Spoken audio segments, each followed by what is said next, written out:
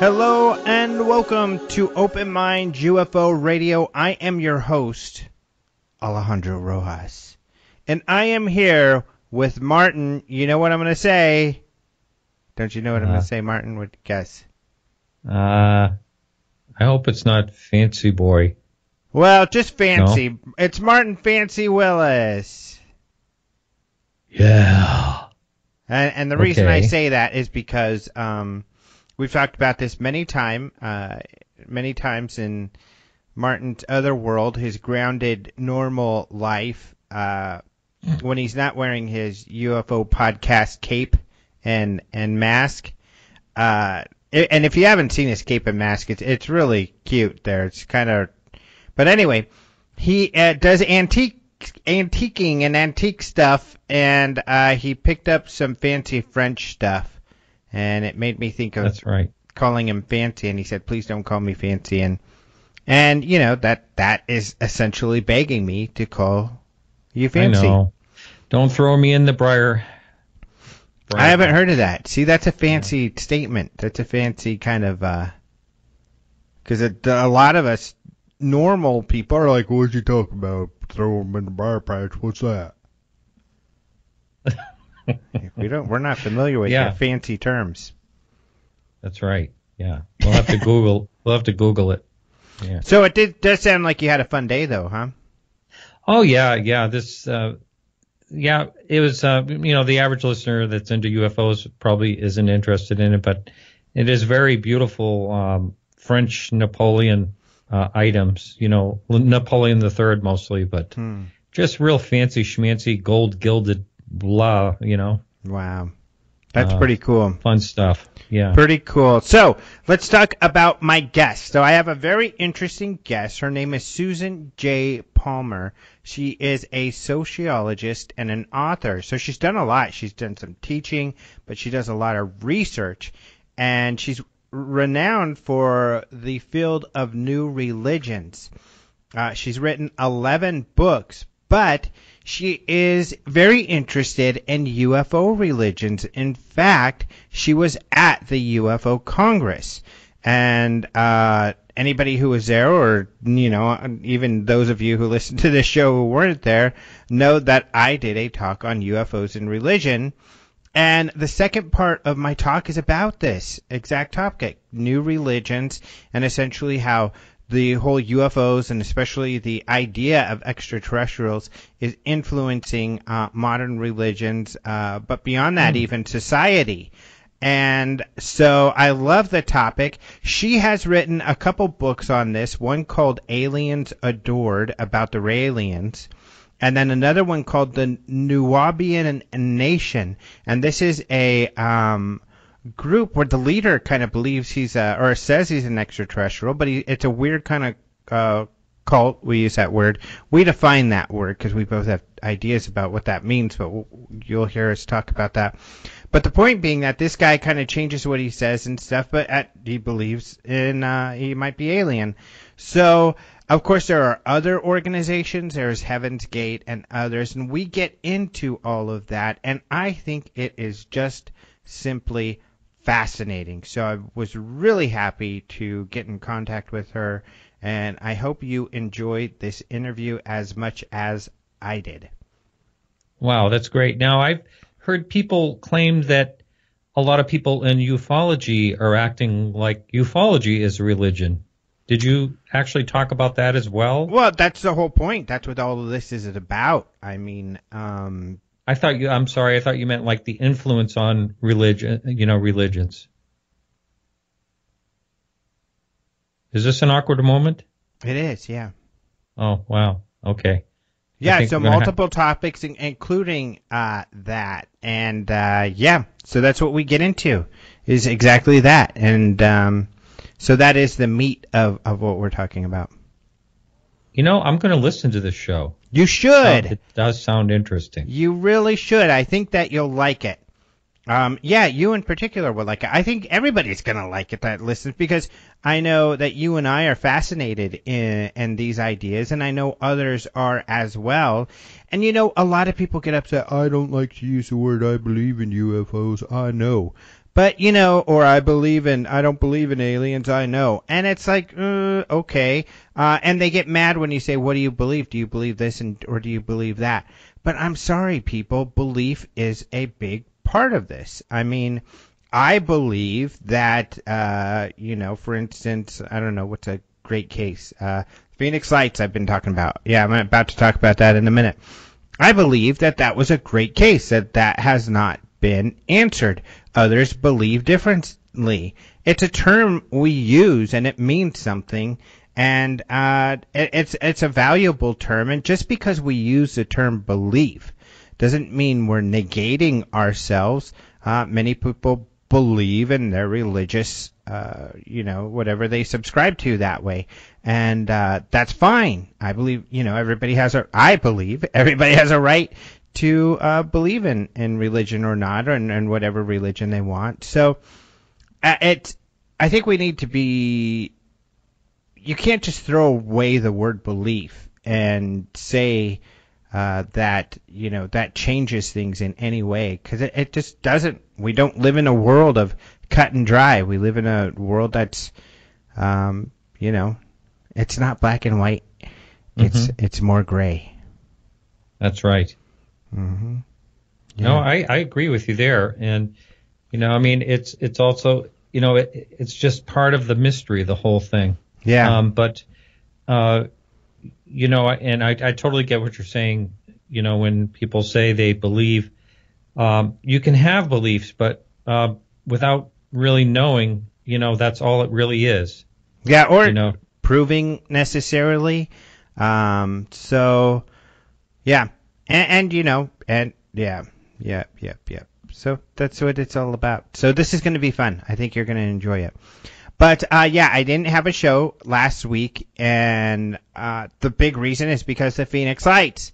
So there's this new movie coming out, and I could clarify a bit here. There's this new movie coming out called Phoenix Forgotten. And this movie is based off the Phoenix Lights. Now, don't get confused, because there's another movie based off the Phoenix Lights that is very similar. They're both found footage movies. They're both start with the sighting of the Phoenix Lights, and then there's these kids go into the desert and meet some aliens, and stuff goes down, and they go missing, and this found footage is found to find out what happened to these people. So both of these movies are like that. Last year at the UFO Congress, we played the movie Phoenix Incident, and of course you all heard me interview. I think I've interviewed him once or twice, but Keith Aram, the guy who created that movie. And great guy. I've spoken to him recently. In fact, we have an ad for his movie on our website currently because it's on iTunes now. So, and there's going to be some more exciting stuff going on with him and his film, and some other stuff which people are going to really like. And anyway, this new movie, Phoenix Forgotten, is very similar. Interestingly enough, one of the producers is Ridley Scott, but I did an interview with them about the Phoenix Lights. They were going to use it for some marketing, and then they asked me if I wouldn't mind doing some interviews about the Phoenix Lights, the actual incident around town. So if you go to my Facebook, you'll see me on all the local news stations, on Fox, on ABC, on NBC. I did a couple of the radio stations. In fact, one of the radio stations did a Facebook Live, and I posted that on my Facebook too. So you'll be able to see all of these videos and interviews I did. But I was so busy running around doing these early last week that I wasn't able to do a show. And but I was promoting Open Minds, guys. I was sharing some of the credible information about this field with the wider public. So, don't. I hope you're not too upset with me. Are you really upset with me, Martin? Well, I'll get over it. Oh, geez, yeah. But I mean, does my explanation of what I was doing help at least? Well, sure. Doesn't sound like it does, huh? No, I was watching your Facebook posts, and you were knee deep in those interviews, like one right after the other. So yeah, I'm gonna, I'll cut you some slack on this one. All right, thanks. I'll give you a mulligan. Yeah, all right. So that's where I was doing, but we've got a great show this week, so that makes up for it. And we've got Martin back, and for goodness sakes, how wonderful is that? And he's got some UFO news to share with us. I think he's supposed to anyway. He better. That's right. All right. Yes. Yeah. Australian witness photographs cylinder UFO. Ooh. Yeah. So an Australian witness at Yungella, I believe that might be how you pronounce it. Or Yungella, I don't know how you... Anyway, they reported watching and photographing a cylinder-shaped object moving about 500 feet overhead in a straight line without a noticeable sound. And this is a MUFON case. This happened back on March 14th, 2007. And he says, basically his son and him looked up and pointed at, he said, was the moon? No, it wasn't the moon. And his wife looked to see what they were pointing at and saw a white cylindrical rectangular object above the clouds. Now, when you watch the movie of this, a video that is posted, you'll hear them say, oh, those darn clouds in the way, or they may say some other words. I'm not really sure. And you don't, it's really hard to see in the video. However, they took also, I believe they took some stills with an iPad or something like that. And the photographs, you can see an object. Now, this could definitely be a balloon. I mean, that is one of the possibilities. It was sort of, cylindrical, not the only cylindrical case reported on the website, of course. But anyway, it was sort of a, cylindrical and rectangular and moving. Did you get a chance to look at this, Alejandro? I wanted to know what your thoughts were after you looked at it. Yeah, I did. It's like you said, it's hard to say, and it could be a balloon. I think they said that it was moving fast, that they thought it was moving too fast or something. But, yeah, it's hard to rule anything out completely because it's a small clip, and they even say the clip was not very good. But they did get some stills, and who knows? Yeah, it could be a reflective balloon type of thing, or not. Or not, yes. And when they say it moves along fast, those things are always hard to judge. There are some high winds also in the altitudes, but you just can't tell how far away this thing is. So yeah, that's what's always hard to judge. The speed and all that. Yeah, and it gets hard to tell because the wind changes at different elevations, and maybe there's barely, if any, wind where you are standing on the ground, but there could be a very fast-moving wind at some altitude. And, that's right. So it does get difficult to tell. There was a similar object seen, but no picture taken in California, but they did post a picture of what it looked like, what they were seeing. And this is on March 16th at 2:45, so another daytime. Daytime ones are always more fun, too, because we always get these nighttime lights in the sky type of thing. Yeah, so California, another one, which is nice because for a while there, Roger was posting, and these are both from Roger Marsh, from MUFON. These are MUFON cases. He was posting lots of triangle cases, and I asked him, why is that? And he said, I don't know. I guess, he always tries to write stories about cases that have some visuals or people drawing pictures of objects, and it makes sense that, the most seen, if you look at the statistics, are points of light, by far. And triangles are actually a small percentage. However, they're one of the larger, when it comes to actual shapes, that's one of the more common shapes. So it makes sense that people, if they're going to draw something, would draw that, because wouldn't be a very interesting picture to just draw a point of light.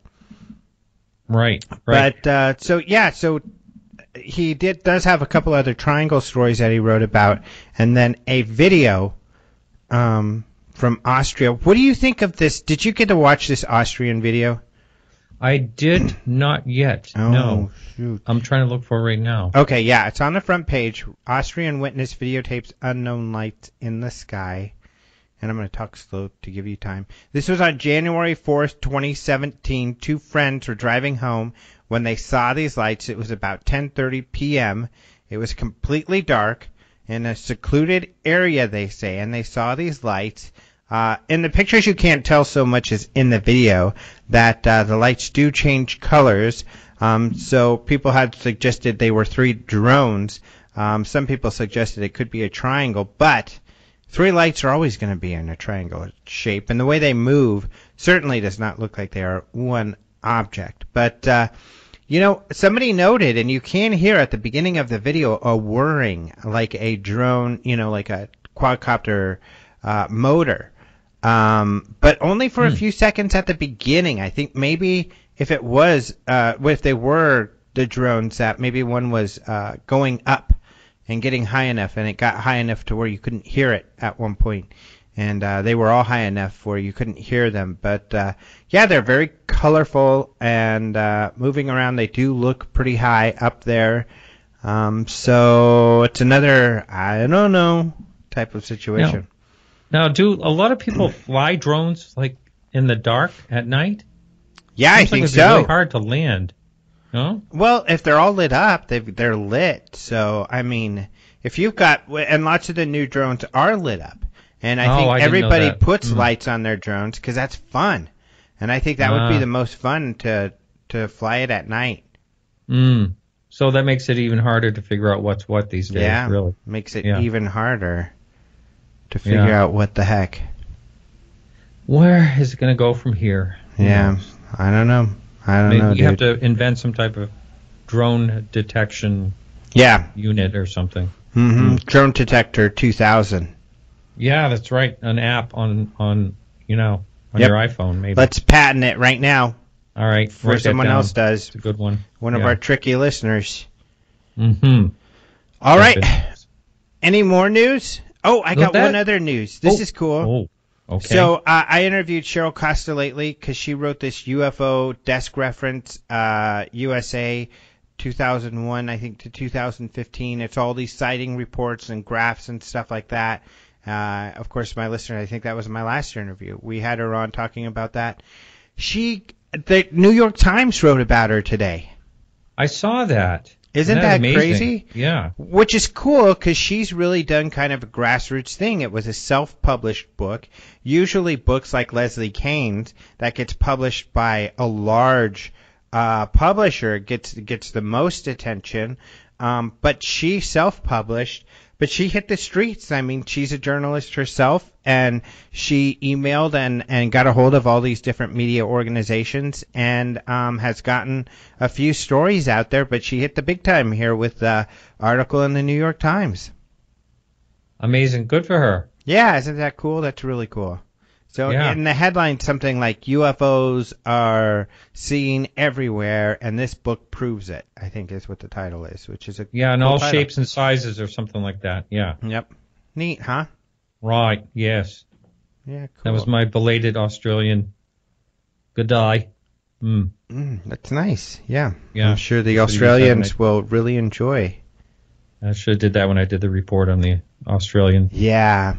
Well, sorry. That's okay.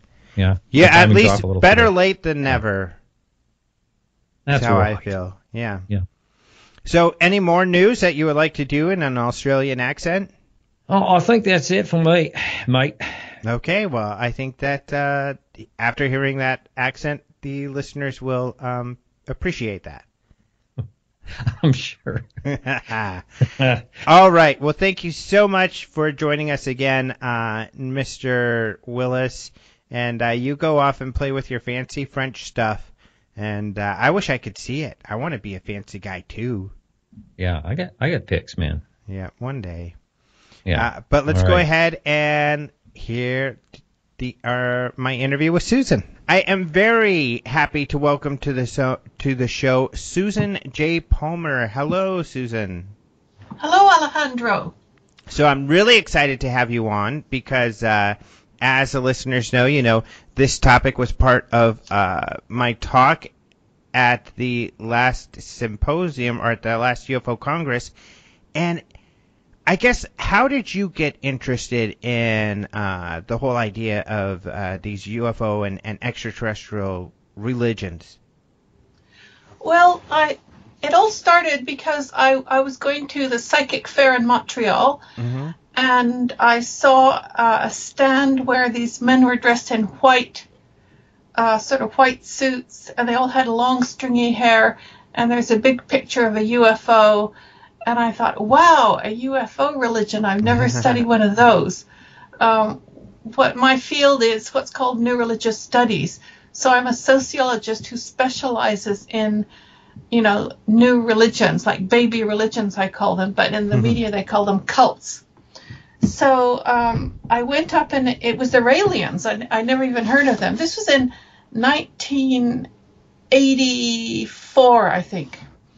And they said, how would you like to enter a competition? I said, sure.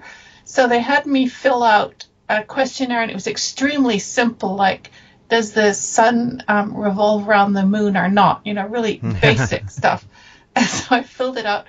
And the next day I got a phone call from a guide saying, congratulations, you won the competition. The prize is we send a guide to your house to give you the message. So I said, great. For my research thing, this was great.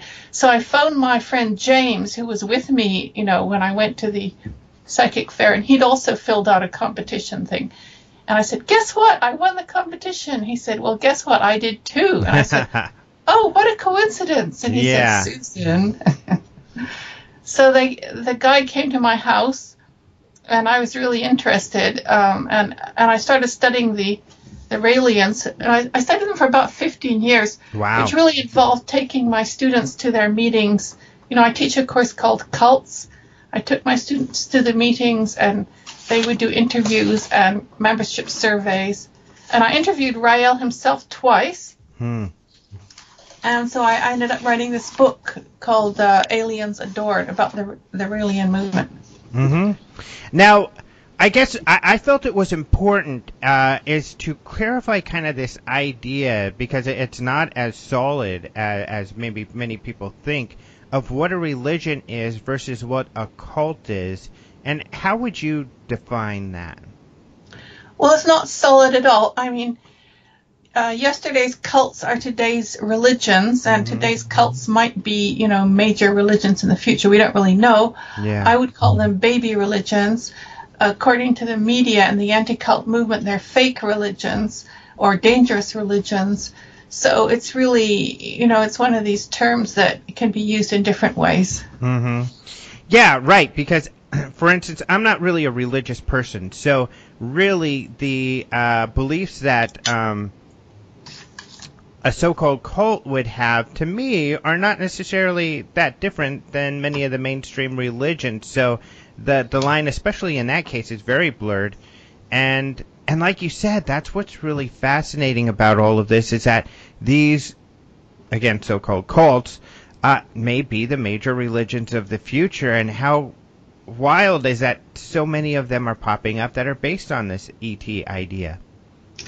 Well, just to backtrack a little bit, one of the defining characteristics of a, quote, cult is it has a charismatic leader, a leader who is believed to have magical powers or some kind of divine status. And this person is alive or recently dead. So they're young movements with a very powerful leader who is, believed to be divine. In this way, they're different than the Catholic Church, of course. When it comes... you asked about UFO religions.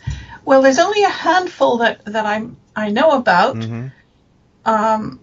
though some religions sort of add a spice of UFO-ness, later on. But, sorry, what did you ask about UFO religions? Oh, I was just noting how it's interesting, like what you're studying is that, these groups are popping up and becoming more and more popular.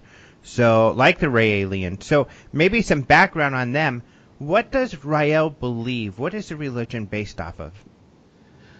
Well, Rael was brought up to be a militant atheist in France, and he claims when he was 27 that he encountered an extraterrestrial while he was walking on a volcanic crater, and this being invited him aboard the spaceship and gave him a Bible lesson, and the message is that the Earth was created by superior scientists from another planet, and the Bible is a sort of warped version of a ship's log, which describes how they created life on our planet, through DNA, and it's a kind of warning that humanity must not destroy itself by abusing the tools of science. Mm-hmm.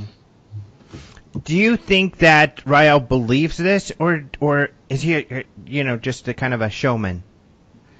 Well, my impression is he believes it. I interviewed him twice, and he seemed very sincere and passionate. I've actually watched him give speeches very often, and he has quite an original mind. You never know what he's going to say next, so it's kind of hard to figure out his motivation. But I think I would give him the credit of the doubt and say he believes this. I don't think it's possible for someone to start a new religion just out of kind of, for personal gain, or you have to have passion. You have to have conviction. You can't be a great artist and musician if you just want to be a millionaire. You've got to have talent. Mm-hmm. Yeah, and I guess one of the aspects of the Raelians, which is interesting and unique, is that they and I think can hamper their credibility, but gets them popularity, is their kind of way they market. So I mean, they get a lot of attention when they do these topless marches, and they did the whole thing about cloning and how they believe they had cloned something. I think a child is what they claimed. So I think that's right. Mm-hmm. The Raelians are unusual compared to a lot of different, what the media calls cults or new religions. A lot of them don't like media attention and like to keep a low profile. But the Raelians deliberately send out press releases and try to get as much media attention as they can. And the reason is that Rael says that the extraterrestrials gave him the mandate to spread the message. In other words, it's their duty to let all humanity know about the aliens and the message that the world was created by the Elohim, and that they love us, and that they're watching over us, and that they don't want us to blow the planet to pieces. Mm-hmm. So they're in a sense doing their religious duty by going for publicity. Mm-hmm. And it's worked, I believe, I guess from when you first discovered them, they've probably grown quite a bit. Yes, they have. I discovered them, I guess, in 1984, and I think they claim 40,000 members, and now they claim over 80,000 or 120,000. The numbers change all the time, and it's impossible to check up, of course. And have they spread throughout the world more? Well, yes. When I first encountered, when they started in Quebec, which was in the late 70s, they only existed in France and Quebec. And today they're in many different countries, maybe 60 different countries. They're in Japan, they're in Asia, they're in Australia, Latin America, and Africa, and of course Europe. So they really have, they're international. Mm-hmm. Do you find that the devotion of the members of the Raelian organization is as great as other religions, or do they take it more lightly? Is it more kind of a fun thing?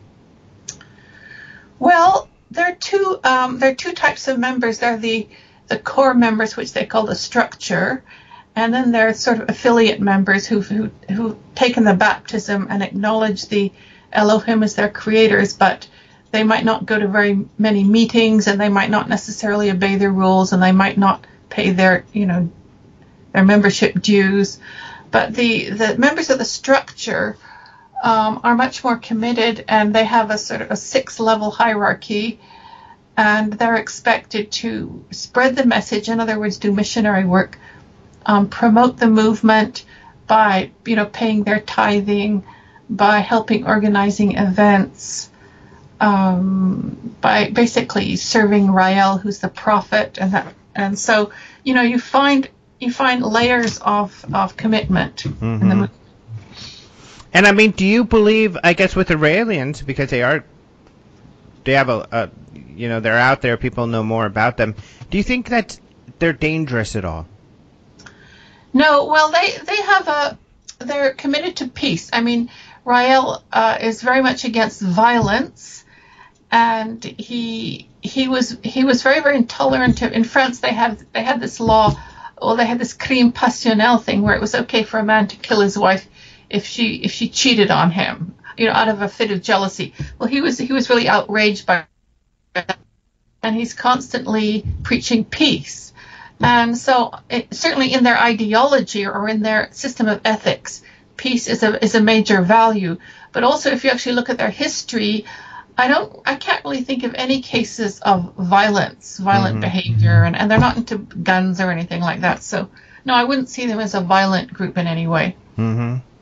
Now, moving on to other groups, because there are others, and for instance, you wrote another book on, and I'm not sure how to pronounce this, the Nuwaubian? Oh, Nuwaubian, yes. Nation. And yes. Tell us a little bit about this. Well, I wouldn't really say this is a UFO cult. The leader, whose name was Dwight York, but he goes by the name Dr. Malachi Z. York, he started out as a black Hebrew. In other words, the idea that the black people of America are the lost tribes of the Jews, or are the Jews in the Bible, the ancient Hebrews. And there are many groups like that, of course, in the U.S. And then he switched to becoming a black Muslim. But what he does is he constantly incorporates new ideas from all the different black spirituality movements in the U.S. So he's incredibly eclectic, and his groups are always changing shape. They wear new costumes. And at one time he claimed to be the great-grandson of the Mahdi in the Sudan. And that's why they're called Nuwaubians, like Nubians, Mm. And then the next thing he did is said he was the man from the planet Risq, R-I-S-Q. So he claimed to be an extraterrestrial who'd come to teach humanity. So he changes his charismatic claim constantly. And that's what's fascinating about him, the way he's like a chameleon. He's constantly changing shape. So my book was really on his extraordinary, like the way he runs his movement, which is quite unique. But he borrows this idea of Ezekiel's wheel, which is interpreted as a UFO, the Ezekiel's wheel in the Bible. And the fascination you find in a lot of black nationalist movements with extraterrestrials and pyramids, and the ufology lore, which becomes incorporated. For example, the Nation of Islam believes that Farrakhan and Elijah Muhammad beheld Ezekiel's wheel like a UFO, and so there's always there's a lot of sprinkling of UFO lore in different black nationalist spiritual movements. I don't know why, but it's a fact. So interesting. And the Nuwaubians, has that group, does it have a large following? It's really hard to tell. They never give out statistics. I used to go to their meetings in Brooklyn, New York, and you might see 10 people, 15 people. Wow. I went on a pilgrimage. They used to have this Egyptian village in Georgia, and they would have an annual pilgrimage every year, taking a bus from Brooklyn, New York, to this little town in Georgia, and so I went along with them in their bus, and that was an amazing experience. And there were quite a few people there, like maybe 300-400, who came to the annual pilgrimage. Mm-hmm. So he does have quite a lot of followers. He has bookstores. Well, the movement's changed so much. I don't really know what's happening now because he's been in jails. He was thrown in jail by the FBI. So, but the group had these spiritual bookshops in the major towns all over the U.S., and they would have meetings, which they call question-answer meetings, at their bookstores, where the ministers would teach people in the leader's philosophy. Why did he get thrown in jail? Well, there's a big FBI raid, and he was accused of child molestation, but also he was hit with various RICO charges, like money laundering and not paying taxes and a whole bunch of stuff. So he basically didn't have a chance once they hit him with so many charges, and Yeah, interesting. So other groups out there, you're familiar with the George King and the Aetherius, and I think that's another fascinating group because that stems from the 50s, right? The whole contactee movement. Yes. Well, George King is really interesting. Actually, the expert on this is a friend of mine named John Saliba, who is a Jesuit priest in Detroit, and he's done some study of them. And George King was into yoga, and he was into theosophy, this kind of type of Hindu Buddhist mysticism that was created by Madame Blavatsky. And then he in, I think it was 1954, he was sitting in his little house in Maida Vale, London, and he and he heard a voice, and it was a voice of an extraterrestrial. And he started regularly hearing these voices, and they had a message for humanity about how to avoid destruction and so on, and how to, I don't know. So he based his whole movement on the messages he would hear from the Space Brothers. And that this group still exists, although George King has since passed. Yes, it still exists. It has a big center in Detroit and I think somewhere else. And wow, I didn't realize that.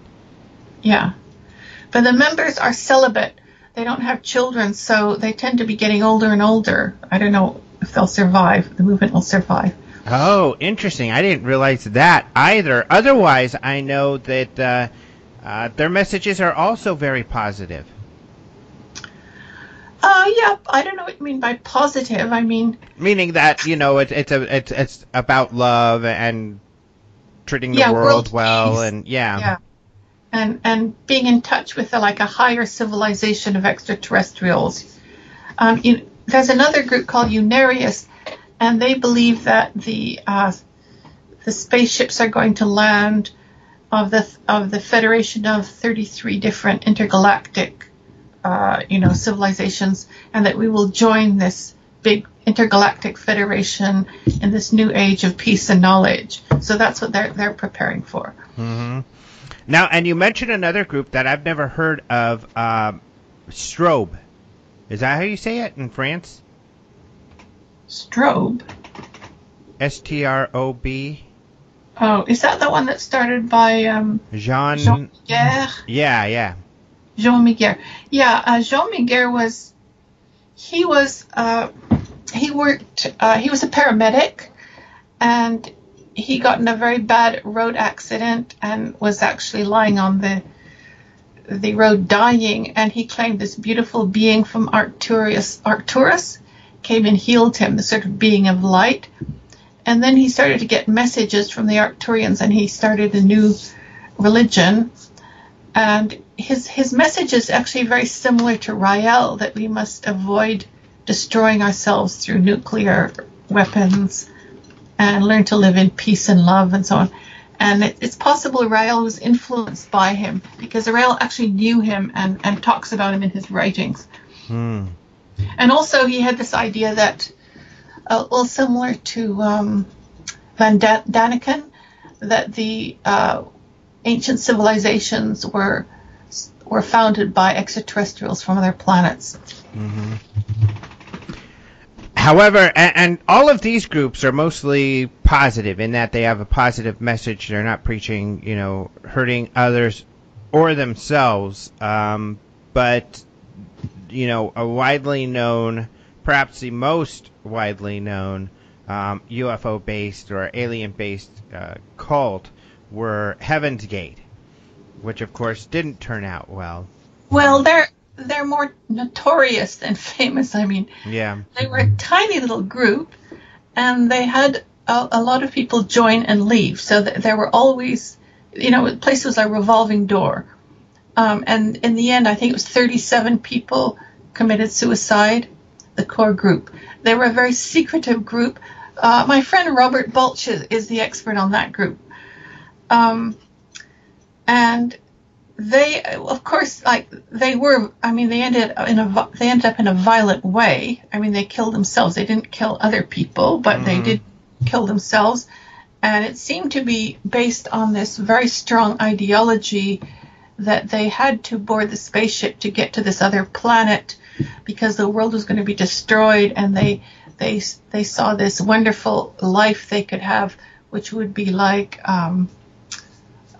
Star Trek, riding around in spaceships and visiting other planets, and being more, they called the level above human. They would be intelligent, wise, sexless, androgynous beings, immortal, and so on. Mm-hmm. And so they really believed this was the only way to achieve this. And the whole point of being in the group was you had a chance to become immortal and rise above what they called mammalian existence, just mating and defending. So, but their ideology was threatened by the fact that their second leader died, Bonnie Nettles. So they had to take this desperate step to fulfill their dream or their vision of turning into these immortal extraterrestrials. Now, interesting enough, we just had the anniversary of when they did commit suicide. What was March 26th, 1997, and someone had contacted me from the group. So I guess there are still members who asked if I wanted to interview them about, their beliefs and the aliens and all of this stuff. I didn't feel comfortable doing that, so I didn't take them up on their offer. Oh, you should have. That would have been so interesting. You should go for it. Maybe, but it's a bit frightening because, I just, they still, are these people going to hurt themselves again? And is this group kind of getting, having a rebirth of some sort? Do you know? I have no idea what they're up to now. I mean, it is true that after the mass suicide of the 37, that 2 other members killed themselves, I think a year later or a few months later. Mm-hmm.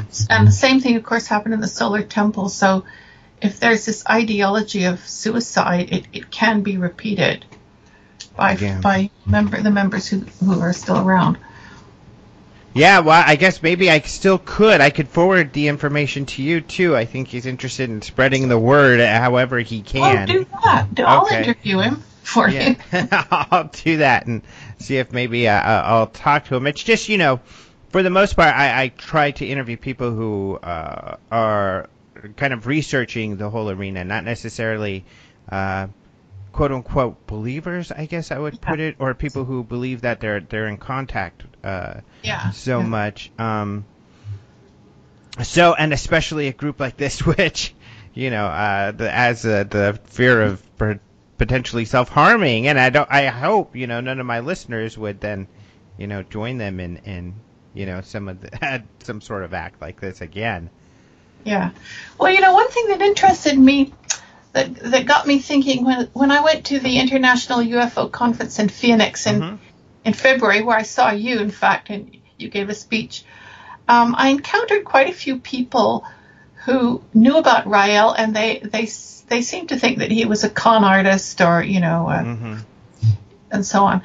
And I started to think, and then at the same time, I was listening to these experiencers, people who would get up and talk about how they met an extraterrestrials or how they'd seen a UFO and so on. And I started to wonder, what's the difference between Rael and these people? I mean, he went on to start a very, very highly organized baby religion in which his claim escalated from being a contactee to being a prophet, someone who the aliens talked to regularly and gave messages, right? And then he constructs a whole world view that other people must follow if they're going to join. And so he's a lot of people disapprove of him. Partly, I mean, the Catholic Church does, of course, and mainstream Christians, because he's what they see as a cult leader or heretic who's preaching ideas that deviate from orthodox religious beliefs. But the people I was talking to at the UFO conference seemed to disapprove of him, because they said, if you see extraterrestrials, you don't then exploit it by creating this whole edifice that glorifies yourself. So they seem to think that he kind of twisted everything. And I mean, who knows, but I thought, like, I was just wondering, like, I started to think, well, of course, I mean, if you're at the UFO conference and you hear all these people talking about their experiences in the very, very vivid, sincere way, these are ordinary people. I mean, you can't say they're all liars or crazy. So there obviously is something going on where people are encountering this extraordinary thing. And so why do we have to reject Rael's experience just because he happens to also be the founder of a new religious movement? I agree with you 100%, and it is distressing. But what's interesting to me is that I grew up Roman Catholic, and through confirmation, where you're supposed to confirm your religion, they taught us about other religions, and that just opened my eyes to say, these guys have just as strong a claim to divine knowledge or wisdom as we do. So why would I subscribe to one belief when there's no more legitimacy to this one than the others? But I do agree with you that it seems that, in this field, it is very similar in that a lot of those same people you're talking about who are saying, oh, Rael, he's making all of this stuff. If you ask them, well, who do you really subscribe to? What ideas do you believe in? They would probably mention one or two people who are exactly the same as Rael, who are claiming to have experiences and are gathering large followings of people through their experiences, and large amounts of money, some of these people also. So I agree with you, but religions kind of do the same, where it's like, oh, and in fact, it can be even a bit more scary in that they'll be like, oh, everybody else is going to hell except for us. So everybody else is wrong but us. And it's interesting to see this kind of coagulation of these potential new religions based around kind of this modern idea of space travel and going into space and everything.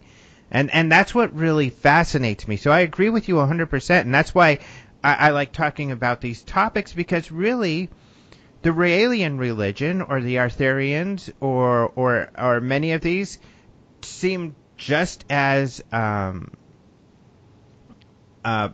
benevolent or as any other religion. They're very positive about helping each other out and loving each other and trying to help out the world. And what's wrong with that? Yeah, absolutely. I think one thing that differentiates them from mainstream religions is their relationship to science, because they embrace science, and they often reject orthodox religion, and they claim to be scientific and empirical in their approach to knowledge.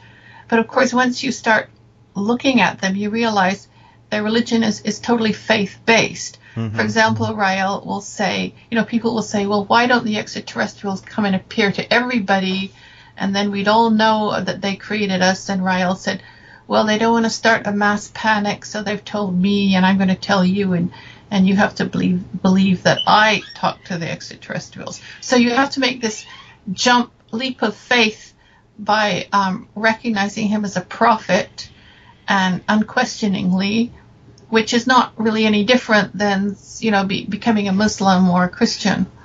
Right, exactly. And what's interesting at these conferences and sometimes these events is that there'll be 2 or 3 people on the roster who will claim the same thing. They'll be like, I'm the only one. I'm the representative to the humans, to the aliens, and no one else is. Anybody else is a charlatan, and then they'll go on and talk. And what's interesting is I'll ask people about what they thought of the different speakers, and they'll say, I really love this person and that person. And I'll ask them, well, their stories are, their worldview is completely different. And they say they're the only prophet. And so how can you believe all 3 of these people if they're all saying that the other one is not telling the truth? And there is this cognitive dissonance, that happens that people just don't even seek to resolve often. But then they'll also have a list of people they just do not like, even though they're similar claims. So it does become fascinating how people's minds work around this. And I think it's kind of it's a little view into kind of a religion incubator, I think, because like you said, the aliens could really take off. I wouldn't not be surprised. I mean, look how Scientology's taken off. You never know. Yeah, I like that expression, a religion incubator. I think that's they have a lot of vitality and power, and they just fit into this certain ecological niche. Well, certainly in Quebec, where I am, where you have a lot of people whose parents were devout Catholics, and then the Catholic Church declined very rapidly in the 60s, and so the children were, their religious education was discontinued, but they all know about the Bible, but they feel this conflict between science and the Bible. And so then Rael comes along, and he says that Darwin is wrong, the Catholic Church is wrong, and he gives us a third possibility, which is that extraterrestrials created Adam and Eve from DNA. Mm-hmm. So he kind of he comes into the middle of this conflict between science and religion, and he presents a third possibility that sort of reconciles the two. And I think that's the big attraction, at least in Quebec, from what I've seen here. Mm-hmm. So do you think that this will continue? I mean, do you believe these organizations will continue to pop up, and that the existing ones will continue to gain members? Well, we've always had baby religions or cults pop up. I mean, all through, the centuries. It's rather like, we always have weeds in our garden, and some people say, ew, that's a weed, and other people say, oh, no, it's delicious, you can eat it, like dandelion, Mm-hmm. So it's the same with religion. I mean, whether or not the Raelians or Scientology will last another 100 years, I don't know. We can't really predict. But certainly some of them will continue on, or they might, change, like they might sort of creep up in another religion which borrows from their literature, or they might have schisms and separate. I mean, all sorts of things happen to religions over time. Mm-hmm. And what do you think of, this idea? Why do you think it is then, like you said, that people need to subscribe to one view? Well, partly it's, I think that if you want to run a new religion, you've got to have order and clarity. And it's sort of like if you're going to conduct a church choir, you can't have people singing out of tune, mm-hmm. or singing their own tunes. So you've got to kick out people who said, oh yeah, I talked to the extraterrestrials too. You got to kick them out right away, or they'll start a little schism. And you've got to have one person who's got a hotline to the extraterrestrials and interprets it for everybody else. And then you have a unified community, you have a viable organization. I see it from a sociological point of view. It's just what works, for a social organization. Mm-hmm. Do you think there's dangers in this, in these, like many, I think, in society do feel, and it's probably because maybe it challenges their worldview, or at least it isn't in their scheme, but, people have, overall, I think, a negative look on these groups that we've been talking about. Do you feel that that's warranted at all? Well, I tend to be one of these religion freedom activists myself, I sort of understand why it is, because religion or spirituality, it looks at the deepest things in life. And people don't like it when their deepest beliefs are challenged or disturbed. So it's kind of a natural reaction to get angry when someone, says, oh, my God doesn't like your God or something. Or has different beliefs about the nature, about nature, or say sexuality, gender, diet, the end of the world, all that sort of stuff. It's disturbing to people because they like to have their ethical system. They like to have it nice and clear and clean, and they don't like it muddied. And so when they come into contact with other belief systems, it's disturbing for them. And I think you have to almost develop, you almost have to develop this kind of self-conscious sense of objectivity, and you have to create your own balancing act where you can walk in between different belief systems and not get upset, or you can watch yourself get upset and then not react, because I find as a sociologist, here one minute I'm going to meetings of these black nationalists who say all white people have leprosy, and I'm writing down my notes. Yes, all white people have leprosy, And then I'm visiting a patriarchal group that says women are less intelligent than men, and I say yes, and I write it down in my notebook, So you've just got to, I think you've got to just develop your own tolerance, I guess.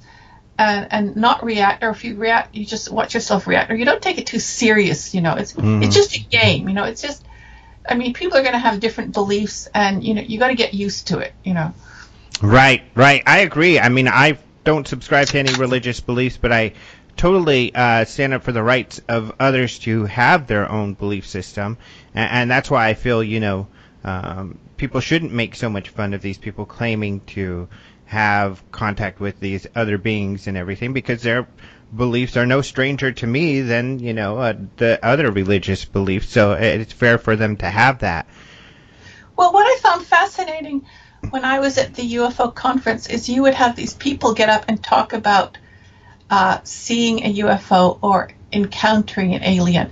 And these are people who weren't necessarily religious, or might have some very kind of standard, predictable type of Christian fundamentalist, whatever background. But they would talk about these experiences with a real sense of wonder and awe and magic. And these are people they're not professional storytellers, they're not actors. They would just try to describe the experience so that other people would, hear them, and they really conveyed a sense of mystery and magic, and I was really impressed by that. And so there's something in a UFO encounter or a CE, 1, 2, or 3, that has a sort of innate mystical or spiritual core. So you could create a religion. It's the ingredient for starting a religion. It's like you light a match and you could start a fire. All these people would describe what was the essence of a spiritual experience, and could in fact, each one of them probably could have started a religion, with a bit of luck or drive, whatever, So I thought that was fascinating, and I think that's why we have UFO religions coming out of these spontaneous experiences that people have. And I also think, and that's why I did my talk also in this realm, is that, the idea, just simply the idea of extraterrestrials is much more influential on society, I think, than many give it credit. I think it is. I saw this film recently with Emma Watson. What was it called? Awakening. You know what I mean. Life? No. She's a linguist. Oh, okay, yeah. Oh, man. And she goes and she meets some aliens and Arrival. And that's it. That's it. Yeah. And it actually reminded me of the book Ramtha by Clark. There's this feeling of awe or absolute mystery and encountering something that's so alien, it just blows your mind and you don't know what it is.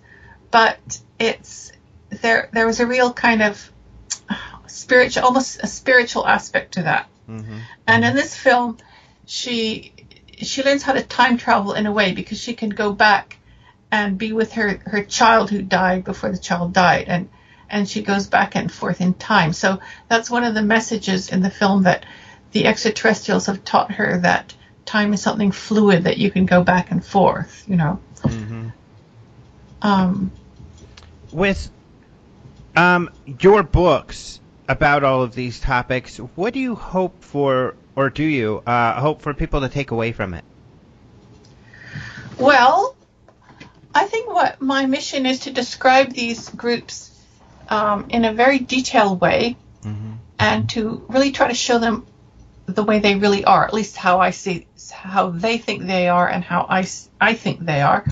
And then people will get a sort of more vivid and accurate view of what these groups are trying to do and the way they live. And they won't then just buy these, you know, anti-cult stereotypes which you read in the media about brainwashing and total control and how these people can't think critically, blah, blah, blah, you know. Mm-hmm. I mean, these are fascinating little groups who are trying to do something really original in their own way. And often it's a temporary experiment that doesn't work. And a lot of these people leave after a year or two, but they have an extraordinary experience in which they learn something that they can, you know, use in their life. And so I think I'm trying to, well, one of my aim is just to entertain people, because I find these groups incredibly entertaining. I mean, that's where I get my fun, you know, is through research. But it's also to kind of broaden people's views so that they see there are different realities, or there are different ways of seeing the world, and they're all equally valid. I mean, it's really pathetic if we think that only our North American 21st century, you know, post-industrial liberal view is correct, and everyone else is primitive and has to be, you know, brought over to our way of thinking. I mean, I think that's pathetic. I think it's nice that we have different cultures with completely different ways of seeing the world. Mm-hmm. And that makes the world interesting and magical. And, you know, I find it actually quite upsetting that there's so much persecution. I mean, my last book that I wrote with Stuart Wright, you know, he wrote the book on Waco, Armageddon and Waco, and we collaborated in writing this book called Storming Zion, which is a study of government raids on religious groups. And so here you see, you know, the government behaving in a really violent and coercive way, you know, charging in with tanks and, you know, military equipment for minor little offenses, or offenses that really got nothing to do with war or drugs or the army. Mm-hmm. Yeah, I mean, I think I agree with you. I can relate, because I feel the same way in that I am devoted to science and figuring things out. But the world can be magical if you let it. And that's what's great about these mysteries, or, like you said, these other points of view, is that they do allow that magic into life. And it's just the way you see the world. And it's kind of scary, like you said, the idea of not allowing all of this, or being, you know, unfortunately, kind of a knee-jerk base reaction, which is to attack stuff that's different, which is really unfortunate, because that's how we grow, and that's how we make life interesting, is by wondering and exploring these different new and novel ideas. Well, I see that you and I are on the same page here, Alejandro. How have people reacted to your books? Has it been varied? Well, there's been very different reactions depending on the book. You know, mm-hmm. my first book, Moon Sisters, was very successful because it was a study of women's roles in new religions, and I got a lot of. I even got this fan letter from a guy who was in prison that I was a bit nervous about, but I would get very favorable reviews from grad students who were reading it and, using it for their thesis if they're writing something on gender and religions, And then my book on the Raelians, I got a big reaction because, I'd written 6 articles on the Raelians, and then they announced the clone baby, and I had so many journalists, showing up at my door on the phone. I had documentary film crews running around my house and things. So that was very exciting because the Raelians were suddenly really famous, and my research was suddenly relevant, so that was a nice feeling. But then other books I've written, everybody just ignores them and not one of them sells, and it depends. Now, and finally, I guess on the clone, do you think they really, because that was kind of strange in that they made a big deal about it, and they said they were going to share their work and what they had done, and then when it came time, they said, oh, no, we're not going to share anything, but we really did clone a baby. Do you believe they did? Well, it's really funny. I was open to thinking that they might have really achieved it. And then when the parents of the baby supposedly said, we don't want the media, barging in, and we're going to go undercover. Well, then the Raelians made several announcements. I remember one Raelian guide, that's the leaders of the guides, he said, oh, but we've made all these other clones that are all over the world, and, in about 10 or 20 years, people are going to start noticing, and they will come to the fore, and then, we will be vindicated, because they're pissed off by the media saying that it was all a hoax, Mm-hmm. And then I heard another guide say, well, the reason we said that there was this baby Eve clone was simply to awaken the world and raise their consciousness that soon human cloning would be possible. So it's just a way of waking up humanity. I thought, yeah, that's a real cop-out, Yeah. So you've heard there's different ways they've rationalized that whole event, but I don't think... When you ask the Raelians about that, actually, when they come talk to my class, one student always asks that question, and they have quite different answers. So I don't think they've quite rationalized it, in a consistent way. Mm-hmm. And what was I never understood, what was the importance to their religion to clone people? Well, actually, the whole... It's sort of like the creation story all over again, because they believe that this barren planet was colonized by extraterrestrials who created life, in test tubes, basically, and created human beings from their own DNA. So if we can create human beings from our DNA, then we will be equal to these godlike extraterrestrials who created us. So in a sense, we're leaping into a new level, and in which we will be gods. I see. The other thing is, there's the promise of immortality. In his book, Yes to Human Cloning, Ryle says we can all clone, versions of ourselves, and then we can cannibalize them for body parts, and we will be able to do accelerated growth. And so the idea is we will have physical immortality. The Raelians don't believe in the soul, right? So this was the excitement of human cloning, that we will be gods, we'll be as scientifically advanced as the aliens who created us, and we will be have the possibility of immortality. Aha, that I get it now. Interesting, very interesting. It's all super, super fascinating. And as we mentioned, you've got several books. Where's the best place for people to find more information about your work? Well, you just go on Amazon and look up Susan Palmer cults or something, and all my books pop up. Perfect. So, and I'll put the link to all of your books on Amazon, so people can get that in the show notes and the show description. Also, and I highly recommend everybody check it out. But thank you so much for taking the time to talk to me today. Well, thank you, Alejandro, and that's very nice of you to promote my books. For sure. I think this is all very fascinating. I'm so happy that you've taken the effort to take a look at these different groups. Well, I think we need more young researchers doing what I do. It's really fun. Yeah. Well, thank you so much.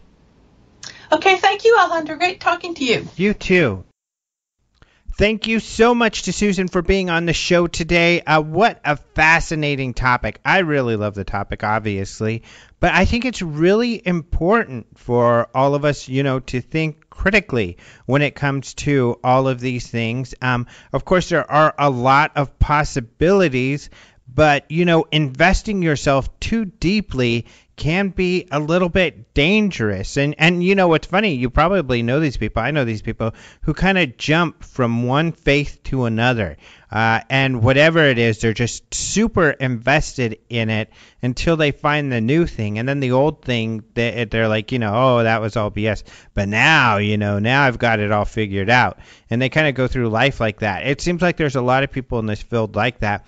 But the sad thing is a lot of people will spend a lot of money or give a lot of money to these people that they later feel are not credible or have not handled the money they've given them correctly. So, don't get yourself in that situation.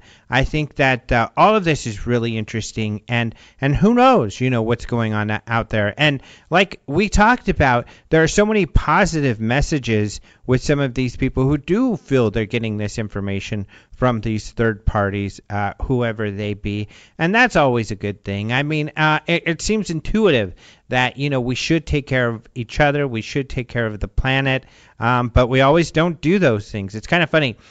I am a huge fan of the Dalai Lama, and when you hear him talk, he talks about the basics and compassion and all of these things, and you're like, yeah, I know that. And they're the same kind of things we tell our kids, what to do and how to act.